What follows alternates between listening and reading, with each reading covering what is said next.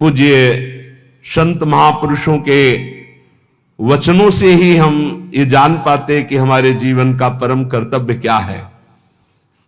जो उपासक या भक्त भगवान की प्राप्ति के मार्ग में चला है, उसमें ये 5 बातें जब तक ना आवे तब तक कभी किसी को उपदेश ना दे और शिष्य ना बनावे।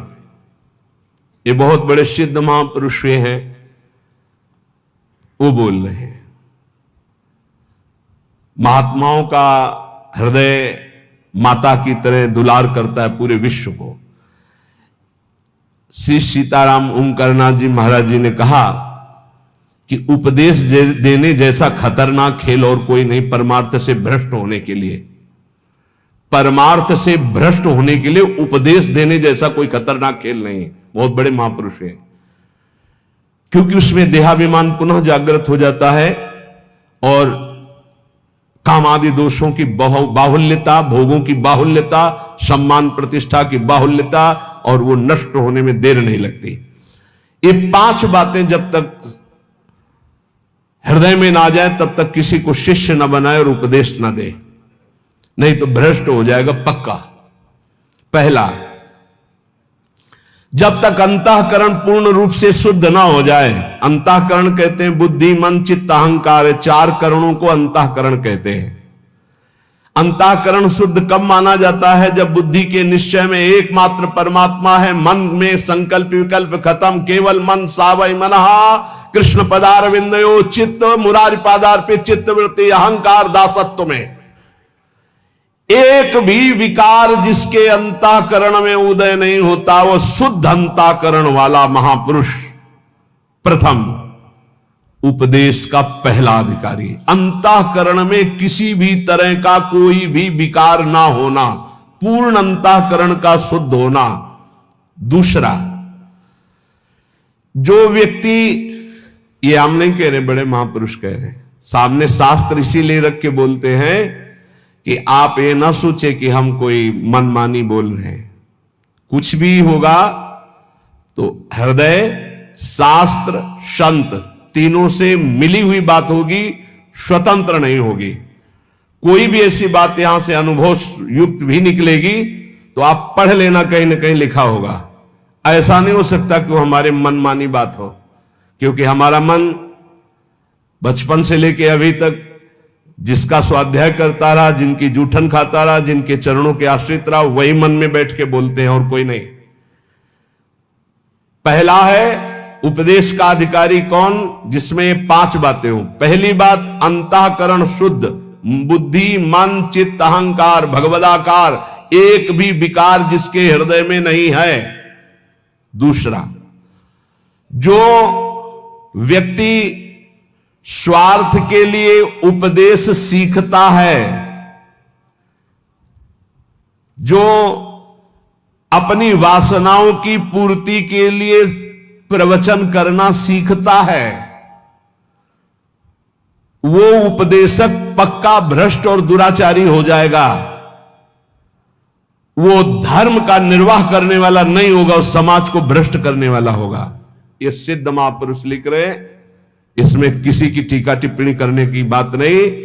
जिसको बुरा लगे तो भगवान को साक्षी करके हृदय में हाथ रख करके देख लेना। महापुरुषों के वचन डंके की चोट से होते हैं। जिसको बुरा लगे वो छाती में हाथ रख के बिहारी जी को साक्षी करके देख लेना कि ये वचन जो निकले हैं ये है हमारे में कि नहीं है, देख लेना। यहां केवल जबान की बात नहीं होती, छाती की बात होती है। जो व्यक्ति स्वार्थ पूर्ति के लिए, अर्थ प्राप्ति के लिए, वासनाओं की पूर्ति के लिए प्रवचन सीखता है, उपदेश सीखता है, दूसरे को उपदेश करता है, वो उपदेशक दुराचारी हो जाएगा, भ्रष्ट हो जाएगा, धर्म को नष्ट करने वाला बनेगा। तीसरा, जिसने अपनी वाणी में सत्य का अनुष्ठान नहीं किया, जिसने अपने आत्मस्वरूप का बोध नहीं किया, जिसकी वृत्ति निष्काम नहीं हुई, जो जगत से भगवत भाव रूप से संबंध नहीं की, वो बड़े से बड़ा विद्वान भी भ्रष्ट हो जाएगा। वो बड़े से बड़ा विद्वान भी भ्रष्ट हो जाएगा। ये देख लो, जिसके वाणी में सत्य नहीं, जो आत्मस्वरूप का बोध प्राप्त नहीं किए, जिसकी बुद्धि में निष्कामता नहीं, जो चराचर जगत में भगवत स्वरूप का भाव नहीं किए, वो बड़े से बड़ा विद्वान भी पतित हो जाएगा। चौथा, उपदेशक ब्रह्म विद्या और निधिध्यासन दोनों साथ में, अर्थात शब्द ब्रह्म का ज्ञान और परब्रह्म की अनुभूति दोनों। जो शब्द ब्रह्म का ज्ञान और परब्रह्म की अनुभूति से युक्त होगा, उसमें अमानिना मान देना, निर्माणता सबसे बड़ा सद्गुण होगा, निष्कामता उसके स्वभाव में होगी। ऐसा उपदेशक संसार के धर्म की प्रतिष्ठा करके सबको सुख प्रदान करता है। पांचवा, जो स्वयं अपने मन को कृष्णाकार कर चुका है, जो इष्ट के प्रेम में डूबा हुआ है, जिसका केवल इष्ट से दृढ़ विश्वास और संबंध है, जो इष्ट के स्मरण में डूबा हुआ उपदेश करता है, जो दुनिया में एकमात्र परम स्वतंत्र सत्ता श्री भगवान की देखता है, जो सबका परम मंगल करने का उद्देश्य रखकर, केवल उद्देश्य रखकर भगवत चर्चा करता है, उसका उपदेश देना यथार्थ धर्म का प्रकाश करने वाला होगा। ब्रह्मबोध होना शास्त्रों के स्वाध्याय का फल है। भगवत प्रेम होना इस समस्त साधनों और भक्ति का यथार्थ फल है। नहीं सो सब धर्म कर्म जर जाऊ, जहां न राम पद पंकज भाव। जब तक प्रभु के चरणों में प्रेम ना हो जाए या तत्वबोध ना हो जाए, तब तक उपदेश नहीं करना चाहिए। ऐसा महापुरुषों का नहीं तो लिखा हुआ है। जो व्यक्ति स्वार्थ के लिए, जो धन के लिए, वासना के लिए, सम्मान के लिए, सुख सुविधा के लिए सीखता है और उसका उपदेश करता है, उसका चरित्र भ्रष्ट हो जाता है। महापुरुषों ने जो कहा है वो अपने अनुभव से कहा है। पहले अपने आप की जो माया जनित वृत्ति है उसको हटाओ और मुक्त हो जाओ, तब दूसरों को मुक्त करने की बात सोचिए। पहले अपना कल्याण करो, जग का कल्याण स्वयं होगा। यह शास्त्रीय सिद्धांत है। पहले खुद की वृत्तियों को ठीक करो, पहले खुद काम क्रोध विजयी बनो, पहले खुद निरंतर नाम जप का रसास्वादन करो, फिर बोलोगे तो निहाल कर दोगे। पूज्य श्री रामचंद्र डोंगरे जी महाराज, सुना है प्रगट में, आंखों से अश्रु बह रहे, ग्रीवा झुकी हुई है, सामने ठाकुर जी हैं, और ऐसी कथा पूज्य श्री मथुरादास जी, सुना है, बड़े बड़े महापुरुष, और कथा की और उठे और चल दिए। जो जहां जैसा वो सब वहीं छोड़ दिया। वो अपना देखो, लगाओ, गौ सेवा में लगाओ, विद्यालय में लगाओ, जहां परमहंस पूज्य श्री रामचंद्र डोंगरे जी महाराज, बड़े बड़े महापुरुषों को देखा। ये जो भगवत चर्चा है, ये जो उपदेश है, जो सत्संग है, ये आत्म सुख के लिए है। जीवन निर्वाह तो प्रभु स्वयं अपने दासों का करते हैं, उसके लिए ये थोड़ी है। ये भगवत मार्ग बेचने वाला थोड़ी है कि हमारे जीवन का निर्वाह, हमारे जीवन का निर्वाह तो योगक्षेमम वाहम्यम श्री हरि करेंगे। ये चर्चा किस लिए हो रही है? सबका परम मंगल करने के लिए हो रही। स्वांता सुखाय तुलसी रघुनाथ गाथा। जो अपनी इंद्रियों पर नियंत्रण करता है, वही दूसरे की इंद्रियों को विषयों से निकाल सकता है, अन्यथा नहीं। जो खुद इंद्रियों का गुलाम है, वो दूसरे को इंद्रिय विजेता कैसे बना सकता है? एक बार किसी महात्मा के पास कोई माई गई अपने लाला को लेके, कहा लाला हमारा गुड़ खाता है, हमारी बात तो नहीं मानेगा, आप पर श्रद्धा रखता है, आप मना कर दो। तो कहा 1 हफ्ते बाद आना। वो 1 हफ्ते बाद आया, बच्चा गुड़ खाने से दांत में कीड़ा पड़ जाएंगे, पेट में कीड़ा पड़ जाएंगे, ठीक नहीं है, नहीं खाना चाहिए। माँ ने कहा तुम उसी दिन क्यों नहीं बता दिया? महाराज 1 हफ्ते बाद क्यों बुलाया? बोले मैं भी गुड़ खाता था, इसलिए पहले 1 हफ्ते छोड़ा, तब उपदेश किया। जो अपनी इंद्रियों पर विजय प्राप्त नहीं किए हुए है, वो दूसरों के इंद्रियों को विषयों से कैसे हटा सकता है? धर्म का मार्ग बड़ा सूक्ष्म है, ये अनुभव के द्वारा ही समझ में आता है, शब्द पढ़ने से नहीं आता है। जो धर्म की सूक्ष्मता को जानता है वही धर्म का उपदेश करके सबके हृदय में धर्म को जागृत करता है। सबके हृदय में धर्म है, उसको जागृत करना है। जिसने एक श्री भगवान के स्मरण को मजबूती से पकड़ लिया है, उसको किसी की खुशामद करने की जरूरत नहीं अपने भरण पोषण के लिए। श्री भगवान को जिसने पकड़ लिया, उसको किसी की खुशामद करने की जरूरत नहीं अपने भरण पोषण के लिए। दुर्जनों के लिए ये सज्जन पुरुष ही हैं जो उनकी कटुता, उनकी गाली, उनके अपमान को सहकर उनका कल्याण करते हैं। केवल प्रवचन से कल्याण नहीं हो जाएगा जब तक सज्जनता, साधुता नहीं आएगी। साधुता बहुत बड़ी बात है, प्रवचन कर लेना बहुत सरल बात है, साधुता बड़ी बात है। कबहू कहो या रहानी रहोंगो, श्री रघुनाथ कृपालु कृपाते साधु स्वभाव गहोंगो। परहित निरत निरंतर मन क्रम वचन नेम निभाओंगो। मन वचन कर्म से दूसरे का परम मंगल, परुख वचन अति दुशाश्रवण सुनते पावक न दहोंगो। जथा लाभ संतोष सदा काहूसो कछु न चाहोंगो।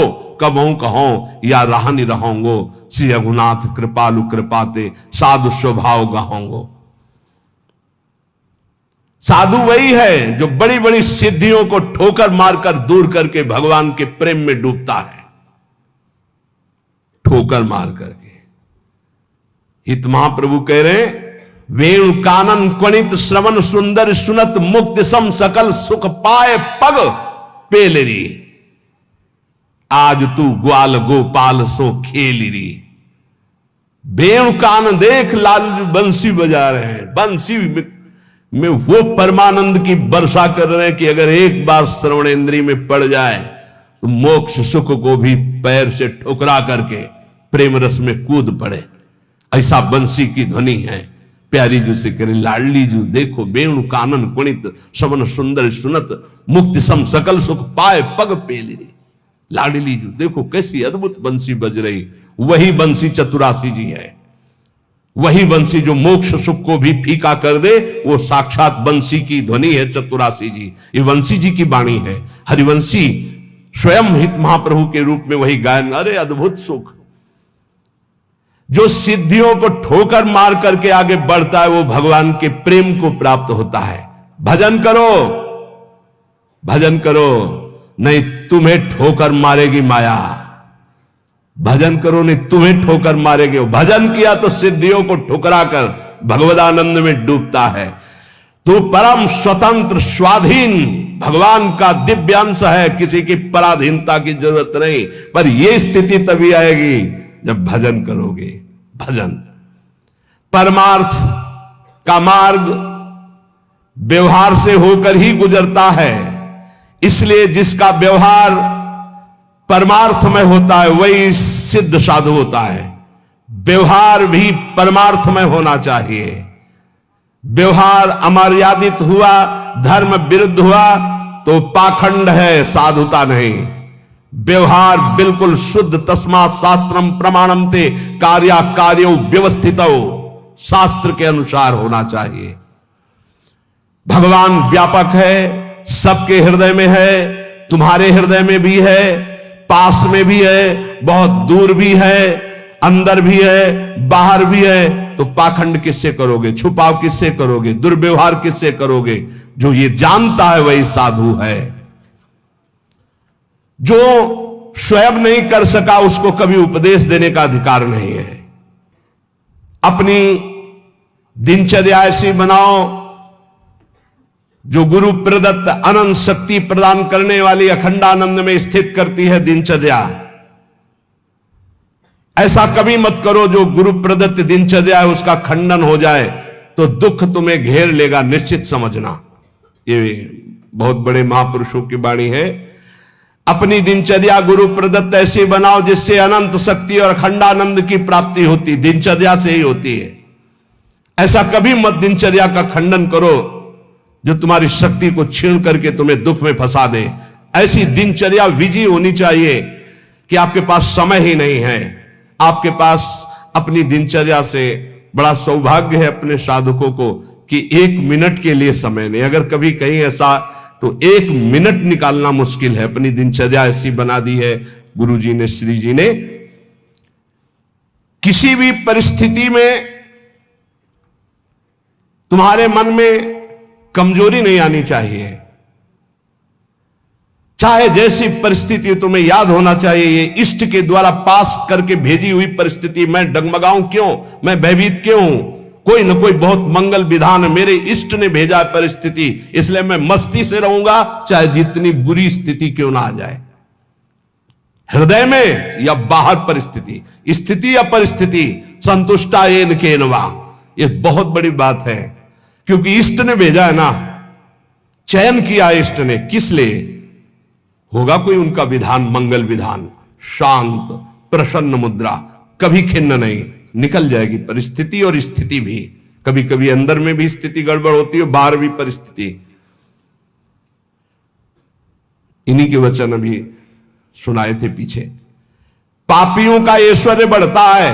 प्रश्नकर्ता को सुन ले ध्यान से। ज्यादातर प्रश्न करते हैं कि धर्म में चलने वाले को बड़े धक्के मिलते हैं, पाप करने वाले बड़े मौज से होते हैं। पापियों का ऐश्वर्य बढ़ता है, स्वीकार करते हैं। क्यों? क्योंकि उनके पुण्यों का नाश किया जा रहा है।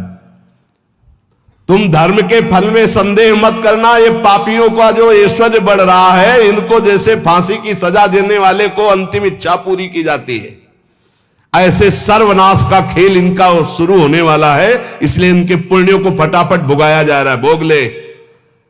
हम तो अपनी भाषा में कहते थे एकांतिक में कि गए जैसे 4 आदमी 2 हाथ पकड़ के 2 पैर पकड़ के ले जा रहा है। आप कह रहे हो धन्य है, ना लिफ्ट से जा रहा है, ना पैदल जा रहा है, 4 आदमी की गोद में जा रहा है, 8वीं मंजिल पर ले जाए, धन्य उसका। धन्य नहीं है, ऊपर जाके पटकने जा रहे हैं नीचे। अब बताओ, ले जाते समय तो तुम देख रहे हो कि ना लिफ्ट में है ना पैर से चल रहा है, कितना सौभाग्य है। लेकिन परिणाम पता है आपको? ये 4 लोग उसको ऊपर 8वीं मंजिल में ले जाकर पटकने जा रहे हैं। अब क्या लगेगा? धन्य नहीं लगेगा, बड़ेगा दुर्भाग्य है, मरेगा जाके। ऐसे ही पापी आदमी जब चारों खाने में हरा भरा नजर आवे ना, बढ़ता नजर आवे, तो आप हाथ जोड़ के शोक मगन होना, अब मरेगा ये जाके। ये 4 जो ले जा रहे ना, ये ऊपर से पटकेंगे जाके। चारों तरफ हरा भरा, जिधर देखो उधर माला माल, जय जय जय जय, दिया सलाई लग रही सुकृत में, पुण्य में। क्योंकि पाप कर रहा है, अब भस्म होगा। कभी कभी गुरुजन जब समझाते हैं, जब देख लेते हैं ना कि बहुत पैंग लंबी बढ़ गई, तो मौन हो जाते हैं। नहीं समझता जीव, इसीलिए भगवान भी चुप हो जाते कि पहले जल ले। अच्छा, भगवान जानते कि तू मेरा अंश जलेगा, है नहीं, तेरी कपड़ा जलेगा। ये नयनम छिन्दन्ति शस्त्राणि नयनम दहति पावकः न चैनम क्लेदयन्त्यापो न शोषयति मारुता। भगवान का बच्चा आग नहीं जला सकती, शस्त्र नहीं छेद सकता, जल नहीं डुबो सकता, वायु नहीं सुखा सकती। तो अगर डूब रहा है, मर रहा है तो मर, क्योंकि आत्मा को कुछ होना नहीं और तेरे पाप किया है तो भोग।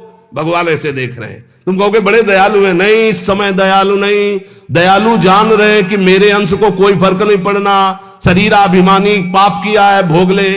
इसलिए वो अग्नि रूप भी हैं, वो जल रूप भी हैं, वो अपने में ही डुबो रहे हैं। किसको? अपने आप को। तुम्हें क्या फर्क पड़ रहा है? कुछ नहीं। हमारी भाषा समझ लो। कहे भगवान अब कहां गया, क्यों नहीं बचाया इनको, क्यों बचाए? उस समय जब उपदेश कर रहे थे कि ऐसा नहीं करना, तब तूने माना, नहीं माना तो भोग। तो बोले दया क्यों नहीं है? दया इसलिए नहीं कि असली वाले को जलन नहीं होगी और नकली वाला बचेगा नहीं। क्या? ये नकली है, यही जलेगा। असली जो भगवान का अंश है, उसमें कोई ताप नहीं लगता। तो इसलिए भगवान शरीर, जैसे ये कपड़ा जल जाए तो अपने को क्या फर्क पड़ेगा, हम तो बच गए। बोले बड़ी कृपा, हम बच गए, कपड़ा जल गया। ऐसे ही कपड़ा जलता है, हम बिल्कुल नहीं जनते, हमें न कोई शस्त्र छेद सकता है, ना अग्नि। तो ये जब भगवान का अंश जीव है, भगवान ये जानते, इसलिए दया नहीं करते। अब कोई सही ढंग से चले और फिर उसके कपड़े में भी खरोच आने की बात होगी तो भगवान नहीं आने देंगे। और तुम दूसरों के शरीरों को भून भून के चटनी के साथ खाओ तो बिना चटनी के आग तुम्हें भून देगी। हमारी बातें बुरी लगेगी लेकिन लिख लो, बिल्कुल फायर विकेट तब आएगी जब भून के तैयार हो जाओगे। पहले बूंद नहीं पानी मिलेगा क्योंकि तुमने चटनी लगा के खाया है। और अग्निदेव बिना चटनी के तुम्हें खा जाएंगे क्योंकि वही अग्नि भगवान का स्वरूप है।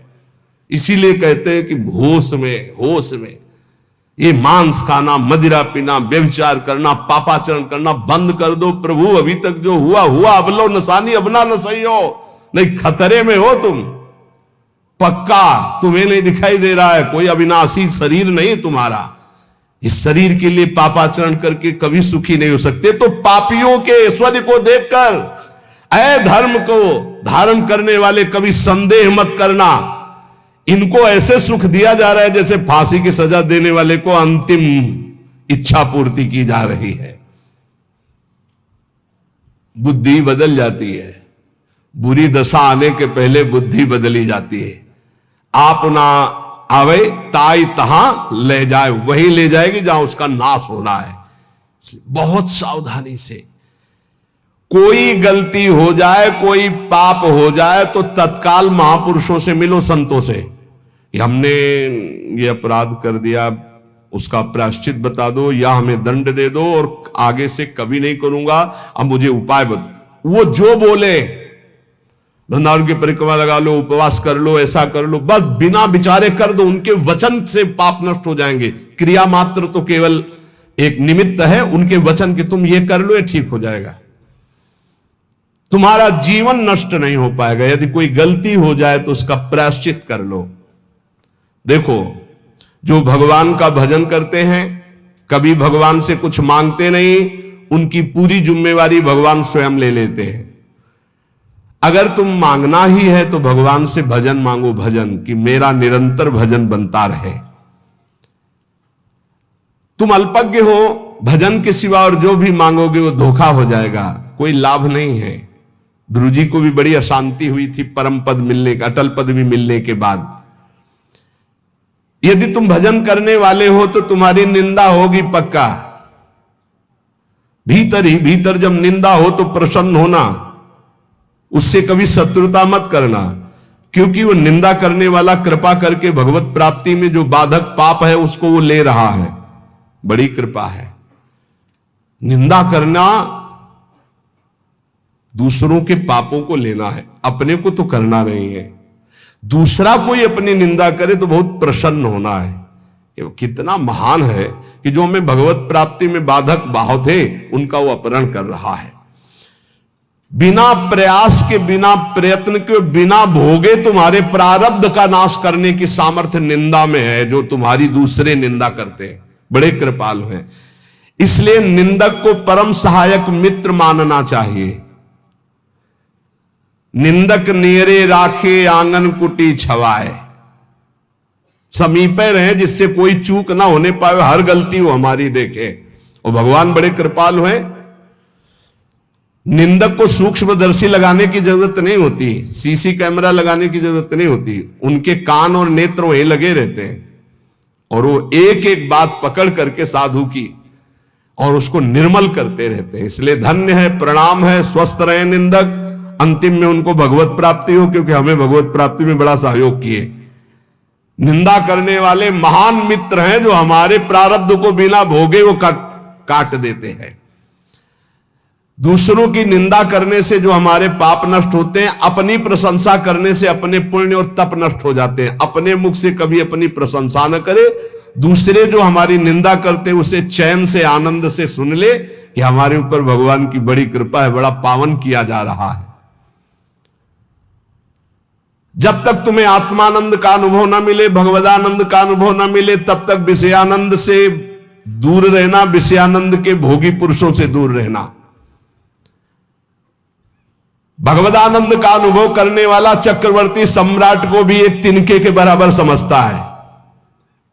सुरपति नरपति लोकपति जिनके भावे घास। भगवदानंद का अनुभव करने वाला चक्रवर्ती सम्राट को वही तिनके के समान समझता है। अब अंदर से देख लो, प्रभु के प्रति भाव है या धन के प्रति या पद के प्रति, तो वैसे ही हो जाएगा।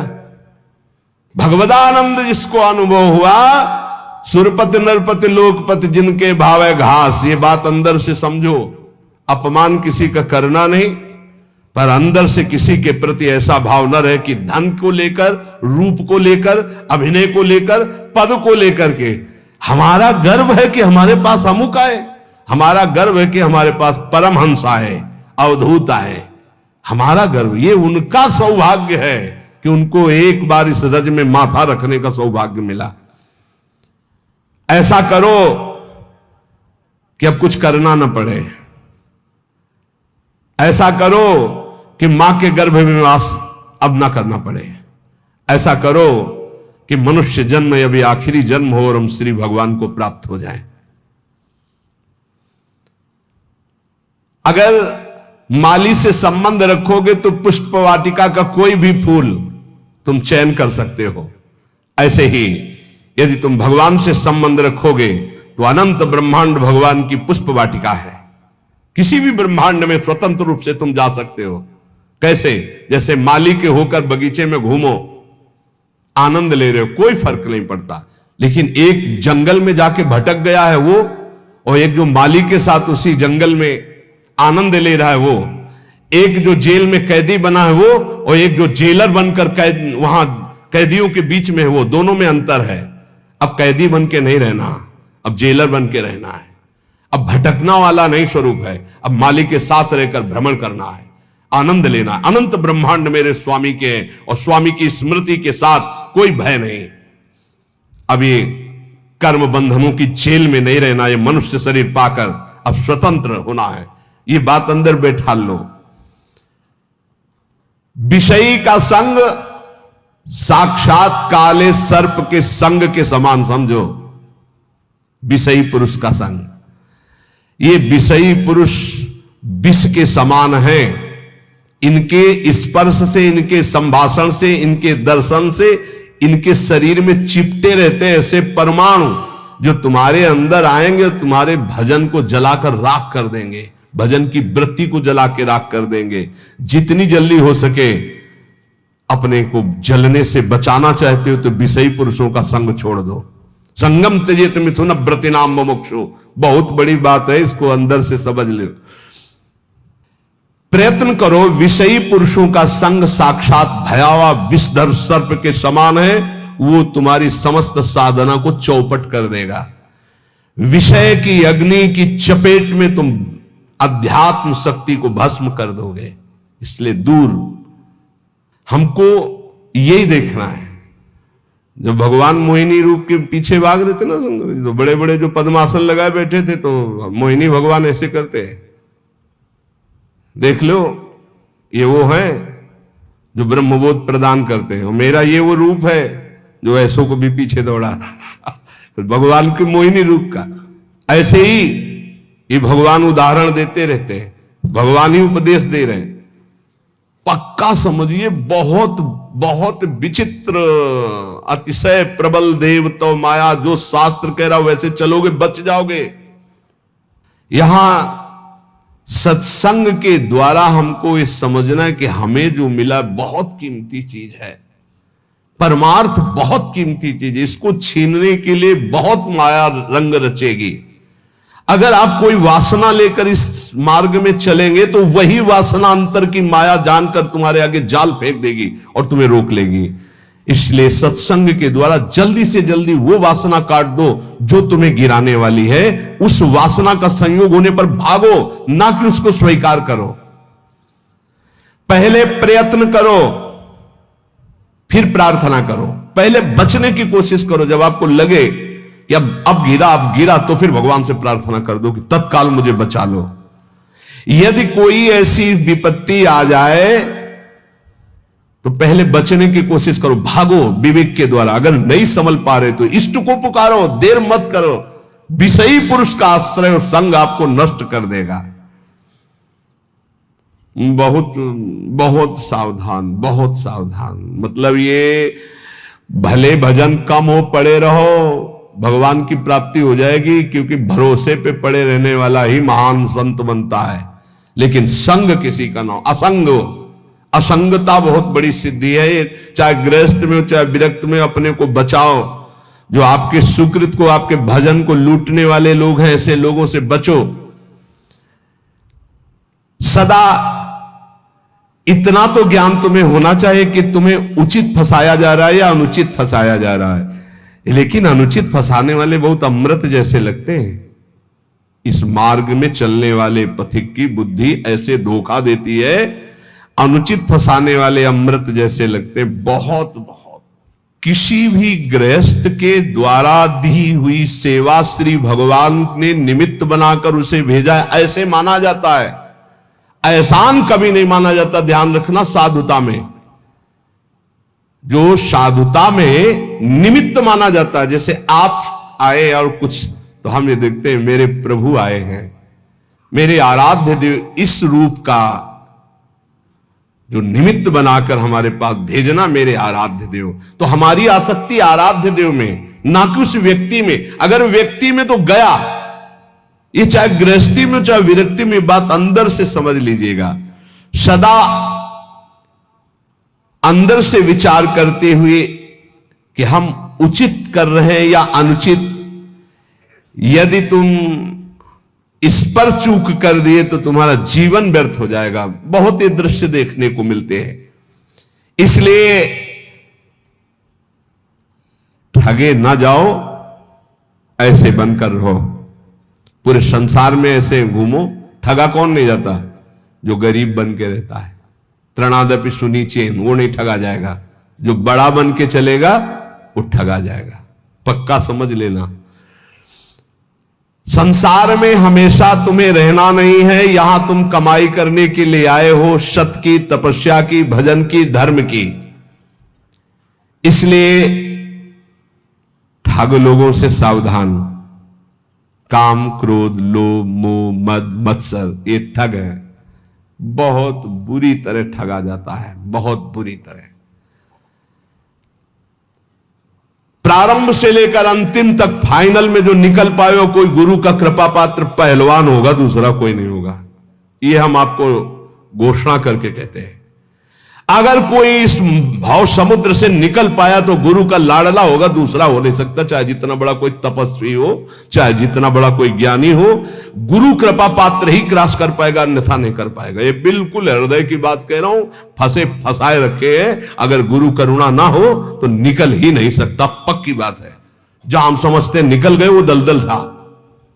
अगर निकला गया तो केवल गुरु कृपा से निकला गया। दलदल कैसा होता है? एकदम प्लेन, ऊपर सूखा, बराबर एकदम लगता चकाचक हो, जो रबड़ी जैसा। पैर रखो, धसते चले जाओ। ये है पंख, माया पंख। इससे केवल गुरु का लाडला ही निकल सकता है। ये बिल्कुल जय घोष के सहित हम कहते हैं, जिसने अपने गुरु चरणों का आश्रय लिया वो माया पर विजय प्राप्त कर लिया। अन्यथा उसके इतने हथकंडे फंसाने के हैं कि को बिरला, जो कहो हरिवंश रस बिरलो समझनहार, एक दुई जो पाइए खोजी सब संसार। जो गुरुदेव का अभिन्न अंग बन जाता है, उस शिष्य को अपने उद्धार के लिए बुद्धि का प्रयोग नहीं करना पड़ता। ये हम बड़े बड़े महापुरुषों के वचन सुना रहे हैं। जो शिष्य अपने गुरुदेव से छल कपट और झूठ बोलता है, उससे बड़ा महापापी और कौन हो सकता है? एक बार एक महापुरुष ने कहा था कि संसार में कहीं भी झूठ हो जाए, कपट हो जाए, पाप हो जाए, तो एक जगह है गुरुदेव का घर, गुरुदेव के चरणारविंद, जहां खुला बेपर्द हो जाना चाहिए। बेपर्द का मतलब, महाराज ऐसी गलती हुई, ऐसे पापी हूं, ऐसा नीच। वहां बिल्कुल भय मत करो, झूठ मत बोलो, छल कपट मत करो। वो तुम्हें डांटेंगे, भगा देंगे, तिरस्कार करेंगे, कभी हमारे सामने मत आना, जा ऐसा, वो सब पाप नष्ट हो जाएंगे। यहां कह रहे, जो गुरुदेव का अभिन्न अंग बन जाता है, उस शिष्य को अपने कल्याण के लिए बुद्धि लगानी नहीं पड़ती। और जो गुरुदेव के सामने छल कपट और झूठ बोलता है, उससे बड़ा कोई पाप नहीं होता। कहां मोचन करोगे? सब पापों का मोचन करने वाले तो सदगुरुदेव भगवान है।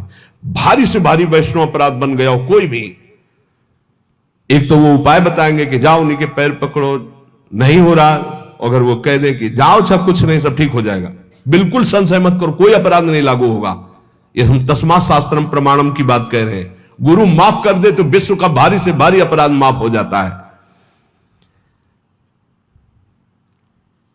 अगर कितना भी बड़ा अपराध बन गया हो और गुरुजी उलट कर ये कह दे कोई बात नहीं, जाओ कोई बात नहीं, तो तुम्हारा निश्चित सारे अपराधों से अपने आप प्रायश्चित हो गया उनके एक शब्द कहने से, कोई बात नहीं, जाओ कोई बात नहीं।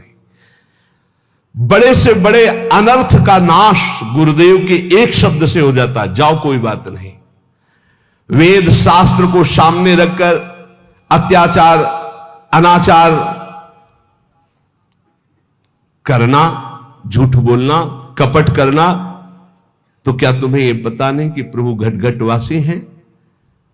क्या वो प्रभु नहीं देख रहे कि तुम शास्त्र को सामने रख करके क्या आचरण करते हो, क्या बोलते हो? तो शास्त्र गुरुदेव यही तो तुम्हारे कल्याण के लिए है।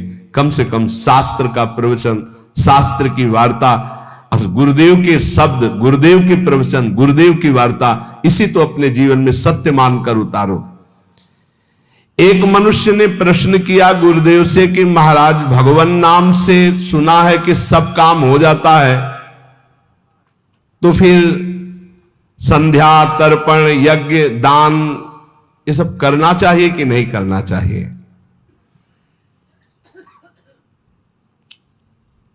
तो उत्तर दिया गुरुदेव ने कि जैसे हल चलाने के लिए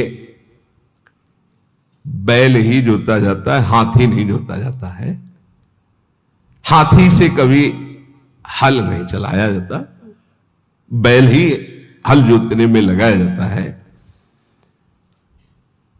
इस प्रकार जैसे दान देना है या संध्या तर्पण आदि करना है या और अन्य कार्य हैं, भगवान नाम बड़ा महान साधन है, उसको केवल भगवत प्राप्ति के लिए रखो। व्यवहार में जो कर रहे हो, ये दान है, ये पुण्य है, ये तीर्थ स्नान है या संध्या तर्पण है या और, ये सब छोटे छोटे कार्य हैं, इनके लिए नाम का प्रयोग ये जहां जैसा अवसर आवे वैसा कर दो। अपनी नाम निष्ठा को प्रकाशित मत करो और नाम को केवल भगवान के लिए रखो। अजित भगवान को जीतने के लिए नाम है, उसका साधारण कार्यों में प्रयोग नहीं, उसका साधारण कार्यों से समानता मत रखो। वो एक असीम अनंत सामर्थ्यशाली सुमिर पवन सुत पावन नामो अपने बस करी राखे रामो।